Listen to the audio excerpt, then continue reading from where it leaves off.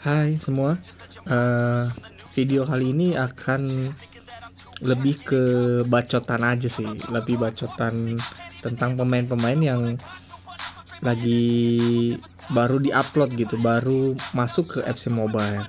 Nah, tapi saya khususkan untuk icon sama heroes dulu, ya. Eh, kita mulai dari yang paling rendah dulu OVR-nya itu Pires ya. Pires sebenarnya saya nggak bisa bacot banyak ya karena nggak pernah pakai gitu kan, jadi dari stat dari apa mungkin kurang eh, kurang masuk mungkin ya. Tapi dari yang saya baca, Pires tuh weak footnya, kaki yang lemahnya ini yang 4 itu kurang bagus gitu kalau nendang gitu. Apalagi kalau dia crossing sering miss katanya. Karena kalau saya lihat dia kan kakinya 45 tapi yang kanannya yang kuat, sedangkan dia posisinya di kiri ya. Jadi dia sebenarnya adalah eh, LM tipe cut in, tipe masuk ke dalam gitu, nusuk ke dalam gitu. Makanya kita bisa lihat di sini umpan silangnya tuh nggak sampai 100 gitu. Dia masih sebenarnya gede untuk ukuran OVR 97, dia masih 99 gitu. Nah, ini kalau kita lihat akselerasi kecepatannya 100-100. Sedangkan kalau LM ini dia tuh hadapannya sama RB. Jadi kalau dia lurus ke depan tuh ketemu RB gitu. Atau kalau dia ujung-ujungnya masuk ke tengah, dia ketemu CB. Menurut saya kecepatan 100-100 ini kurang banget. Jadi buat nusuk ke samping dia kurang banget. Kalau dia di kanan masuk ke tengah ya 100 pas-pasan lah ya. Pas-pasan sekarang. Karena kan CB itu sprint speed paling tinggi sekarang itu 99. Sedangkan RBL LB RB sama LB itu sekarang sprint speednya 107. Jadi udah pasti ketinggalan gitu. Jadi kalau dia dioper terobosan udah pasti ngaco gitu. Atau dia lagi bawa bola lari gitu dikejar sama RB, udah pasti kedapatan gitu. Stamina untuk bintang 4 di tengah ya 60-70 menit lah ya. Berarti harus ada ganti ini mah ya. Sedangkan kalau free to play kan biasa pemainnya pas-pasan gitu. Ada LM bagus, nggak ada substitusinya kan. Ini biasa kan yang kita sedia substitusi tuh CM, ST. Kalau CB mah jarang banget kita sedia substitusi. Jadi kalau LM, kudu siap-siap nih ada substitusinya. Kinerja sedang-sedang, kalau dia LM masih oke lah ya. Walaupun dia nggak akan aktif, tapi karena dia posisinya di midfield, jadi dia tetap bakalan dapat aliran bola gitu. Walaupun dia bakalan ada di posisi nanggung. Dia ada sering gunakan pressing ya, tendangan pisang, dan akurasinya lebih tinggi gitu. Kalau dibanding karakter player-player lain yang nggak punya trade tendangan pisang gitu. Kalau dia tendangan pisang akurasinya lebih bagus gitu ya. Nggak bisa komen banyak sih ya. Saya ini dia bisa apa sih? Oh dia bisa LW ya. Tapi nggak disarankan ya menurut saya, jadi LW tuh nggak saya sarankan. Karena kemarin saya review Gakpo LW dengan kinerja sedang-sedang. Wah kurang, banyak kan nggak dapat bola gitu dengan karakter dengan player yang mahal dan nggak dapat bola tuh buat apa gitu. Mending pemain yang sedang, harganya sedang atau murah tapi aktif gitu, bisa kontribusi buat tim. Oke, Pires nggak bisa banyak komen lah ya saya ya. Gomez, oke. Gomez nih pemain dari zaman dulu yang terkenal dengan headingnya yang wedan. Kita lihat trade-nya. Kita lihat atributnya lompatan 102, sundulan 103 bro. Ini tuh udah lompatannya tinggi, sundulannya bagus kan. Terus dia tingginya 189. Sekarang CB tinggi-tinggi ya 187, 189 juga ada lah. Nah, ini lompatannya bagus. Dengan tinggi yang seperti ini dia tuh nggak kalah di atas tuh nggak kalah gitu dia.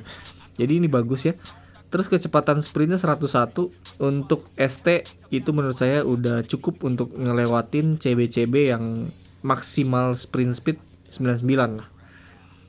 Tapi kalau menurut kalian kurang cepet, oke, tambah dexterity dong. Tambah dexterity kalau level 3 itu berarti 15 kan, 15. Terus kalau kita ngambil serangan balik dapat kecepatan sprint 10. Berarti standarnya aja kecepatan sprint udah 111. Udah kelewat jauh CB-CB-nya. Cuma kalau dapat Amsyongnya pas dia lari, terus tiba-tiba RB-nya lagi nyasar di tengah nih, ya masih oke lah, masih ada kemungkinan kekejar, ada kemungkinan enggak gitu, tergantung posisi dia ngejarnya, dari ngejar duluan, maksudnya RB-nya lari duluan atau ST-nya lari duluan. Kalau ST-nya udah di depan, dikejar RB dari belakang nggak akan kekejar, udah aman. Tapi kalau misalnya nih posisinya sama atau RB-nya posisinya lebih di depan sedikit nih, udah kekejar udah. Gitu. Tapi jarang lah ya RB ada di tengah ya. Kebanyakan CB yang mendominasi gitu. Dan menurut saya udah aman banget. Sebenarnya dia ngambil ke finishing kecepatannya juga masih oke. Tapi kalau kita lihat nih, finishingnya menembak penyelesaian 106, tembakan jauh 92, karena dia bukan spesialis tembakan jauh, makanya dia cuma 92. Oke, masih wajar lah ya. Dia tembak 106, posisinya bisa 104, berarti dia pintar cari posisi. Tendangan volley 103. Kita tuh nggak perlu ngupgrade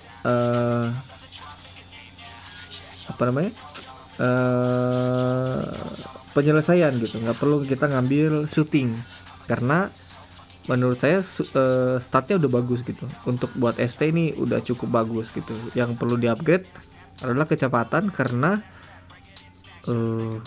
takutnya yang tadi RB-nya nyasar di tengah, atau mungkin biar CB-nya tuh ketinggalan jauh gitu. Itu kan kalau ketinggalan jauh peluang buat nendang ke gawangnya lebih enak gitu. Karena kalau cuma beda tipis kadang tuh CB-nya walaupun udah ketinggalan masih tangannya tuh masih garuk-garuk gitu ke depan ya. Oke, kekuatan fisik bagus. Jadi kalau lawan CB-CB yang galak gitu ya kayak Rudiger, ini masih oke lah, masih nggak gampang jatuh. Giring bola dia kayaknya tipe-tipe finishing ya. Jadi bukan yang ngegiring dari awal gitu, dari pertengahan sampai depan gawang.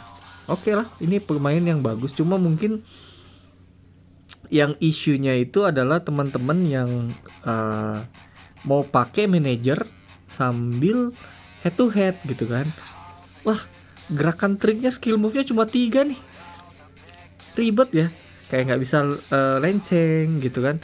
Nah, kalau saya biasanya, karena saya kan pemain manajer, biasanya kalau saya lawan buat misi harian, skill move 3 tuh saya biasanya nambahin tumit ke tumit, skill move-nya, sama fake shoot. Ya, modal 2000 diamond lah ya. Tapi kita udah bisa ngegunain Gomez dengan asik gitu ya. Oke. Trade-nya mendukung banget ya. Ini ada penyundul kuat. Jadi kalau bola atas udah pasti disundul sama dia, dan udah pasti kekuatannya tuh lebih besar dibanding orang-orang yang gak punya penyundul kuat gitu. Trade penyundul kuat. Pemain dikenal gemar menghantam bola dengan kuat gitu kan. Jadi nggak mungkin tuh bolanya kayak kena kepala terus ngegelinding di bawah gitu. Udah pasti yang kayak kekuatannya tuh kayak shoot gitu, kenceng gitu. Terus dia juga ada tendangan pisang gitu. Jadi kayak teman-teman yang lagi bawa dari samping terus mau pressing itu tuh ini bagus ya. Kakinya 45, oke lah menurut saya, nggak terlalu jelek. Bukan nggak terlalu jelek, malah bagus ya. Karena jarang ada ST yang 55 gitu, cuma beberapa pemain gitu yang 55. 45 oke. Karena kan kita yang orang-orang yang pakai Mario Gomez itu adalah orang-orang yang punya LW sama RW tipe-tipe crossing gitu. Karena dia bakalan banyak crossing untuk di heading sama Gomez gitu. Oke, cukup. Gomez bagus lah menurut saya, main Gomez mantep dengan harga yang cuma 66 juta ya, 97. Sekarang masih kepake gitu ya, masih kepake. Nah, Shevchenko. Saya dari awal kurang gitu ya. Bukan saya belum lihat statnya gitu ya, tapi dari gameplay manajernya dari dulu pernah make yang icon yang KTP, terus ada Shevchenko yang warna merah kalau nggak salah ya. Shevchenko siapa ya, lupa gitu. Pokoknya ada 2 yang sebelum ini saya pakai tuh kurang gitu gameplaynya menurut saya. Nah, di luar gameplay kita coba baca, kita coba lihat ya atributnya. Dia ini pengambil tembakan jauh, tendangan bebas menyintir kencang, tendangan pisang, ya tipe-tipe yang finishing dengan kaki berarti ya, bukan dengan kepala ya. Terus kita lihat nih finishing. Penyelesaian 102, standar ya. Sekarang malah kayaknya 102 udah banyak gitu ya. Tembakan jauh 94. Ada trade pengambil tembakan jauh, sering nembak jauh. Tapi tembakan jauhnya kecil bro. Jadi kayak trade sama stat tuh nggak ngedukung gitu, nggak mendukung ya. Daya tembak kurang ya menurut saya, 98 ya. Dibanding yang tadi Gomez, kayaknya Gomez lebih bagus tuh. Gomez saya 106 tuh daya tembaknya. Padahal dia tuh pengguna kepala sebenarnya. Ya ada trade tendangan pisang juga sih. Cuma kan kalau kamu tendangan jarak jauh kan daya tembak harus kenceng ya. Gitu. Jadi ya walaupun dia LW ya di sini, RW ya, bukan ST ya. Sorry. Oh benar ya, dia posisinya RW ya. Selama ini Shevchenko ST sih, aduh kacau banget. Oke, berarti kita nggak perlu bahas terlalu jauh tembakan jauhnya ya. Karena tembakan jauh kan otomatis dia harus masuk ke dalam dulu baru bisa nembak. Sedangkan dia ini kaki kanannya yang gede. Kalau dia posisi RW dan kaki kanannya gede, harusnya dia tipe crossing. Karena kalau dia tipe cut in, dia nendangnya bakalan selalu pakai kaki kiri. Gitu kan? Karena dia dari kanan masuk ke dalam. Kalau tendang pakai kanan, kagok kan. Pasti nendangnya dari kiri, kaki kiri gitu. Dan dia bakalan lebih sering menggunakan kaki lemahnya gitu. Dan saya nggak tahu kinerja kaki lemahnya itu seperti apa gitu. Dan banyak pemain-pemain terkenal yang kaki lemahnya tuh nggak bagus gitu. Ada yang bagus, cuma nggak semua yang kaki lemahnya 4 itu bagus gitu. Oke, dia umpan silang nggak bagus gitu kan. Lengkung oke 99 karena ada trade-nya. Tendangan pisang oke. Tendangan bebas 92. Padahal dia ada tendangan bebas menyintir kencang. Kurang bro. Umpan jauh nggak bagus udah pasti. Umpan pendek 90. Standar lah ya, nggak bagus nggak jelek. Nah ini nih, coba lihat, giring bola gede, kontrol bola gede, kelincahan ya standar, reaksi bagus. Ini tuh harusnya tipe cut in sebenarnya. Daripada RW, dia bagusnya di LW gitu. Karena dia kontrol bola bagus buat masuk ke dalam. Penyelesaian 102. gerakan, terus dia tipe-tipe nendang gitu. Kalau dia tipe crossing kurang menurut saya. Giring bola jarang banget kita pakai gitu kalau kita lari di samping gitu. Giring bola tuh dipakai kalau kita ada di tengah lapangan yang banyak orang gitu. Kalau cuma 1 lawan 1 mah pakai speed juga harusnya bisa kelewat gitu ya. Jadi terus gerakan triknya 3. Ya kalau buat manajer nggak ngaruh lah ya. Trade-nya ya menurut saya kurang lah ini mah. Kecepatan sudah 99, tapi lawannya LB 107 sekarang. Bayang kalau LW tiba-tiba ketemu siapa LB yang ngeri ya. Yang saya kenal tuh RB doang yang ngeri ya. LW Grimaldo sekarang yang paling cepet ya. Atau ada yang lebih cepet. Yang Grimaldo tuh kalau nggak salah dia 104 gitu. Sprint speednya udah nggak kekejar. Mungkin gara-gara itu ditambahin giring bola kali ya, jadi biar bisa kocekin Grimaldo gitu. Kurang sih bro ini mah. Menurut saya nggak rekomendasi lah. Nah ini nih, ini zaman saya nyobain yang KTP doang ya, nggak pernah yang satu lagi kan. Yang satu lagi tuh di atasnya 90 berapa gitu, KTP-nya kan 90 apa 89 gitu. Terus ada keluar 92-nya gitu apa 91-nya gitu. Nah, saya nyobain yang KTP doang dan lincah, Bos. Lincah banget, Bos. Lincah, tendangan bagus, dia cari posisi bagus gitu. Kita lihat dulu di trade ya. Trade mencoba menaklukkan jebakan offside. Jadi dia tuh kalau di manajer, kalau CM lagi bawah, dia tuh biasanya berdirinya bakalan sejajar sama CB. Jadi dia bakalan mondar mandirnya di sekitaran CB. Kadang malah lewat gitu. Kadang lewatin CB gitu. Pemain dikenal sering mencoba melakukan lini bertahan, menaklukkan lini bertahan dan saat ada umpan terobosan untuknya. Jadi makanya dia berdirinya tuh sekitaran CB lah. Jadi saya dulu awal-awal manajer tuh selalu nyari yang seperti ini nih. Kalau zaman FIFA Mobile saya sukanya tuh siapa ya yang ada trade ini tuh, Hagi kok nggak salah waktu itu. Hagi ya? Hagi apa Owen ya? Owen kayaknya. Oh itu enak, lolos mulu gitu. Jadi terobosan ada mulu gitu, dia udah di depan gitu. Dan itu golnya enak banget. Terus dia tendangan pisang ya. Oke, kita baca trade-nya. Trade akselerasi 100, kecepatan sprint 99. Ini ngepas banget sih. Ngepas banget buat lawan CB sekarang. Mungkin karena posisinya CF ya, jadi nggak terlalu di-upgrade kecepatannya.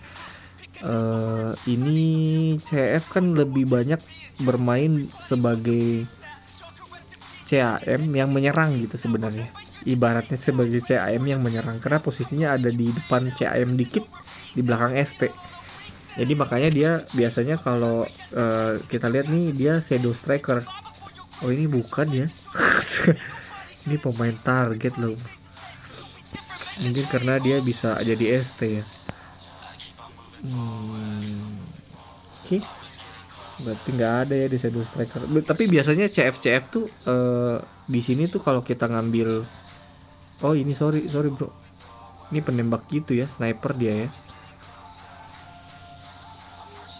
Biasanya kalau kita ambil menembak, trade terakhirnya tuh bakalan shadow striker gitu. Kalau penembak gitu berarti dia sniper, tapi dia trade-nya nggak ada penembak jarak jauh, jadi kurang juga ya. Tapi yang spesial tuh kakinya 55. Jadi dia posisi di tengah. Dia ada lagi di kanan, lagi di kiri. Itu tuh nembak enak aja gitu. Yang kurang ya udahlah, udah pasti kita tahu kurangnya apa ya. Tingginya 168. Sama ini fisiknya mungkin kurang. Fisiknya 72. Gampang banget, bro. Lawan Van Dijk mah udah pasti kelempar-lempar dia kalau udah ke body sama Van Dijk. Cuma enaknya dia didukung sama giring bolanya bagus gitu. Kontrol bola 100, kelincahan 100. Kalau pernah lihat siapa namanya, Johan Cruyff itu lincah banget kan, dia kelincahnya 105, ini 101, mungkin di bawah ya, kurangin 30% dari Johan Cruyff lah kan. Pemosisiannya bagus 102. Ini jadi dia memang gameplaynya pintar banget, cari cari posisi tuh pintar banget gitu. Tapi memang kecepatannya kurang. Oke, umpan 92 lumayan gede. Visi 95. Udah sih bro, daya tembak 99. Ini kalau di ST sih udah pasti saya pakai. Kalau CF ya sorry aja nih, kayak sekarang CF kalau kita pakai CF tuh manajer kayak kurang nyerang gitu. Jadi kayak tenaga buat nyerangnya kurang banget gitu. Jadi kayak kita cuma ngandalin LW RW, apalagi kalau kita punya LW RW-nya tipe crossing gitu. Udah abis, nggak nyerang udah. Cuma crossing. Dapat nama ST yang 168. Lost ball lagi. Akhirnya counter kalah. Jadi nggak kepake menurut saya CF tuh kalau mau memang yang setidaknya punya trade penembak jarak jauh. Oke, gitu. Wah, udah 21 menit nih, kita baru komen 4 pemain. Berikutnya kita lanjut lagi deh di video berikutnya ya. Thank you buat yang udah nonton. Jangan lupa bantu buat subscribe ya. Thank you. Bye.